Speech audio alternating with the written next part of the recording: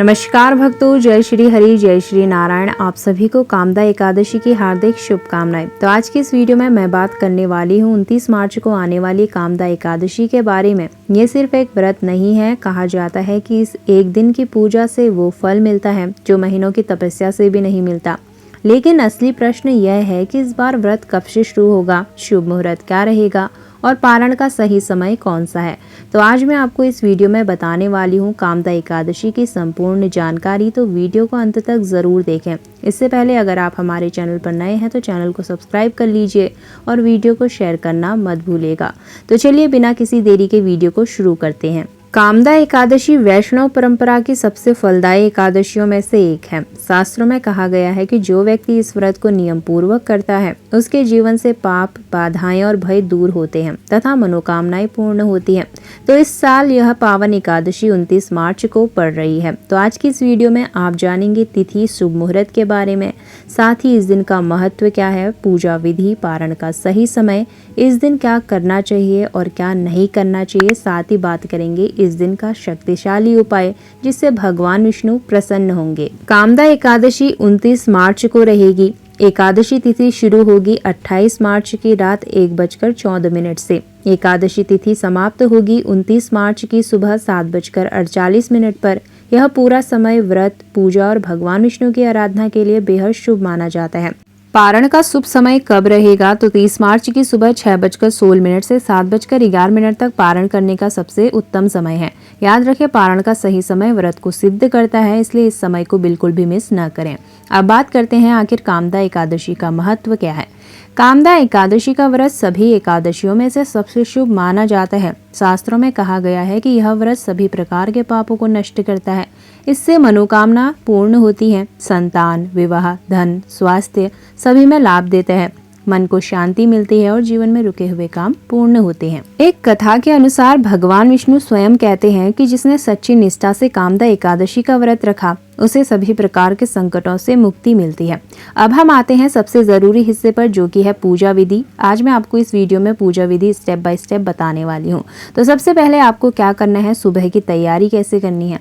सूर्योदय से पहले इस दिन उठें, घर की सफाई करें, नहाकर पीले वस्त्र या साफ कपड़े पहने, मंदिर स्थान को शुद्ध करें, एक साफ चौकी पर विष्णु भगवान, शालिग्राम या तस्वीर स्थापित करें, एक दीपक जलाएं, तिल का तेल या देसी घी का दीपक होना चाहिए। अब आपको क्या क्या सामग्री चाहिए होगी। सबसे पहले रखिएगा जल का कलश, चावल, रोली, पीले फूल, तुलसी, पंचामृत, धूप दीप, विष्णु सहस्त्र नाम की पुस्तक, फल, पीले मीठे पकवान और तुलसी दल रखना मत भूलिएगा। दोनों हाथों में जल लेकर भगवान विष्णु के सामने संकल्प करें कि आप कामदा एकादशी का व्रत रखते हैं। भगवान विष्णु मुझे कृपा और शांति प्रदान करें। और ये संकल्प व्रत को फलदायी बनाता है, तो सुबह स्नान के पश्चात ही संकल्प ले लें। अब बात करते हैं पूजा विधि के बारे में। तो सबसे पहले आपको क्या करना है, एक कलश में जल भरना है, उस पर रोली और अक्षत लगाएं, ऊपर आम का पत्ता या तुलसी रखें, नारियल रखें और यह कलश आपकी पूजा का केंद्र रहेगा। ओम नमो नारायणाय नमः मंत्र का 11 बार उच्चारण करें। यह भगवान विष्णु को बुलाने की प्रक्रिया है जिसे भगवान विष्णु का आह्वान कहते हैं। भगवान की मूर्ति या तस्वीर पर पंचामृत से स्नान कराएं। दूध, दही, शहद, घी, शक्कर का स्पर्श जरूर कराएं। साफ जल से अभिषेक करें। भगवान को जल अर्पित करें। पीला वस्त्र या भाव से कपड़ा जरूर अर्पित करें। एक दीपक और धूप अर्पित करें। भगवान विष्णु को तुलसी सबसे प्रिय है। हर भोग के साथ एक तुलसी अवश्य रखिए। मंत्र जाप करते रहें। ओम नमो भगवते वासुदेवाय मंत्र का उच्चारण 108 बार या विष्णु सहस्त्रनाम इस दिन जरूर पढ़ें, क्योंकि विष्णु सहस्त्रनाम का पाठ करना इस दिन शुभ माना जाता है। फल का भोग लगाएं। केला, सेब, पेड़ा, हलवा आदि आप रख सकते हैं।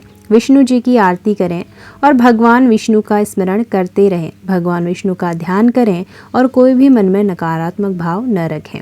अब आते हैं सबसे जरूरी बात पर, जो कि है व्रत के नियम। कामदा एकादशी के दिन इन नियमों का पालन अवश्य करें। तामसिक भोजन से दूर रहें, प्याज लहसुन न खाएं, क्रोध न करें, किसी भी जीव को नुकसान न पहुंचाएं, तुलसी इस दिन तोड़ना वर्जित है, ब्रह्मचर्य का पालन करें, मंदिर पूजा में मन लगाएं, साफ भोजन रखें, झूठ, निंदा, गुस्सा इस दिन बिल्कुल भी न करें।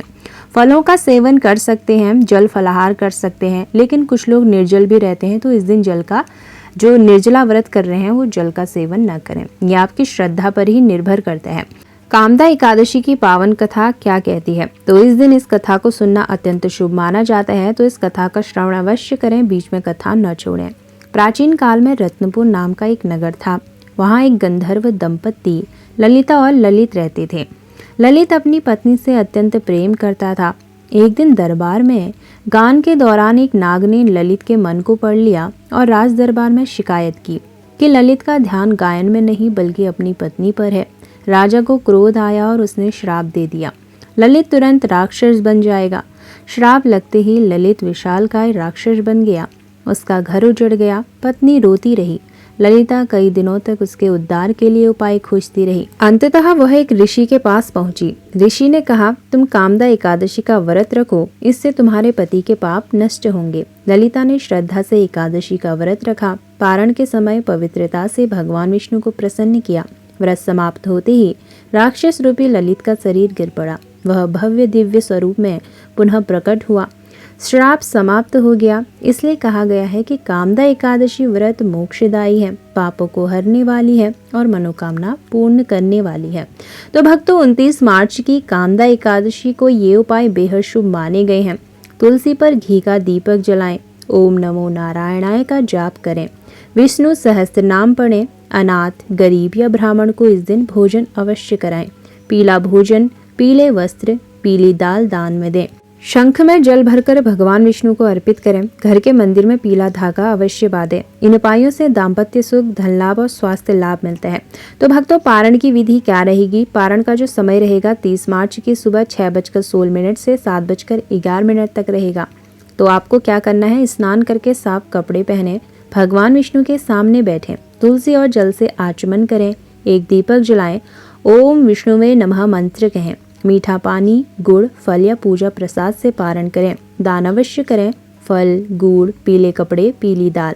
जरूरतमंद को भोजन इस दिन अवश्य कराएं। एकादशी व्रत में बहुत सारे लोग कंफ्यूजन में भी रहते हैं कि क्या एकादशी पर फलाहार कर सकते हैं, क्या चावल खा सकते हैं या नहीं, रात्रि में जागरण करना उचित है, क्या पारण छोड़ सकते हैं।